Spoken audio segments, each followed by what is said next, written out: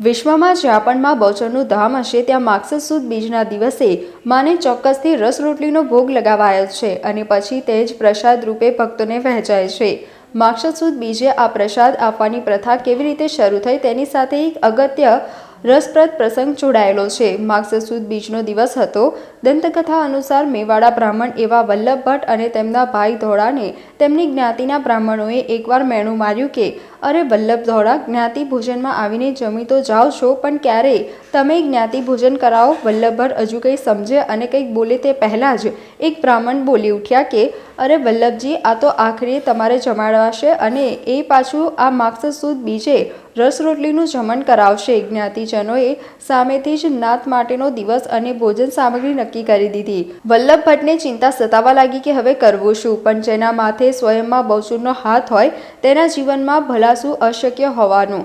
માગસર સુદ બીજનો દિવસ આવ્યો। વલ્લભ ભટ્ટને થયું કે હું તો ગરીબ બ્રાહ્મણ અને એમાંય ભર શિયાળે કેરીનો રસ ક્યાંથી આવે। બપોરનો સમય થયો। વલ્લભજીનો મંદિરમાંથી નીકળી સાબરમતી નદીના કિનારે પહોંચ્યા અને માના નામનું સ્મરણ કરવા જ લીન થઈ ગયા। કહે છે કે તે સમયે માં બહુચર સ્વયં વલ્લભ રૂપે અને નારસિંહ દાડા ધોળા રૂપે નવાપુરાની ભૂમિ પર આવ્યા અને મેવાડા બ્રાહ્મણની આખીય નાતને રસ રોટલીનું જમણ કરાવ્યું। લોકો તો વલ્લભ ધોળાની મજાક કરવા રસની માંગ મૂકી હતી, પણ માએ તો સ્વયં ભક્તનું રૂપ ધારી ભક્તની લાજ રાખી।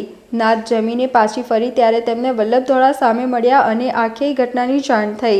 વલ્લભ ધોળાએ માં બહુચરનો આભાર માન્યો તો બીજી તરફ જ્ઞાતિજનોએ તેમની ભૂલ બદલ વલ્લભ ધોળાની માફી માંગી અને તે ખરેખર માના પરમ ભક્ત હોવાનો સ્વીકાર કર્યો। ભક્તની લાજ રાખવા જે દિવસે દેવી ભક્તના જ રૂપે આ ભૂમિ પર પધાર્યા તે દિવસ હતો માગસર સુદ બીજનો। બહુચર અંબે માં જે શ્રીમંત મહારાજા ગાયકવાડ દેવસ્થાન સંચાલિત કારેલી બાગ બહુચરાજી માતાનું મંદિર આજે માગસર સુદ બીજ છે। આજે માતાજીએ રસ રોટલીની નાત જમાડી હતી। આજે વલ્લભ ભટ્ટની લાજ રાખવા માટે માતાજીએ જાતે રસ રોટલીની નાત જમાડી। માગસર સુદ બીજના આજે લોકોને માતાજીના દર્શન કરવા અને રસ રોટલી ધરાવવાનું મહત્ત્વ આજે છે, એટલે લોકો આજે રસ રોટલી લઈને આવે છે ને ધરાવે છે માતાજીને। એ ભક્તોની માં મનોકામના પૂર્ણ કરે છે ને, એટલે માતાને એમને આસ્થા છે, માં એમની મનોકામના પૂર્ણ કરે છે ને ભક્તો આવતા હોય છે।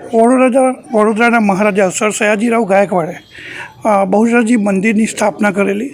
બહુચરાજી મંદિર 350 વર્ષ પુરાણું છે અને એકદમ આધ્યાત્મિક મંદિર છે। અહીંયા લાખો ભાવિક ભક્તો રોજ આવે છે। આજ રોજ બહુચરાજી માતાજીએ પોતે વલ્લભજી ભટ્ટનું રૂપ લીધેલું અને એમણે આખી વૈષ્ણવની નાત જમાડેલી।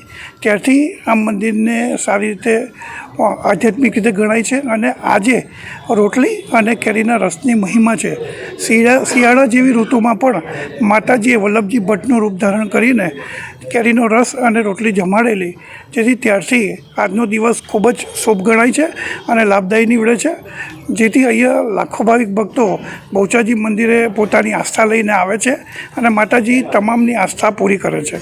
અમે ચોક્કસપણે કંઈક ને કંઈક અમારી આસ્થા હોય છે, અમારી ચૂંટણી હોય કે અમારી બીજી કંઈ પણ પરીક્ષા કે કોઈ પણ કેસીસ બાબતે હોય તો માતાજીને આગળ રાખીને અમે એટલું જ કહીએ કે માતાજી અમને પરિપૂર્ણ કરજો અને આમાંથી અમને પાર પાડજો।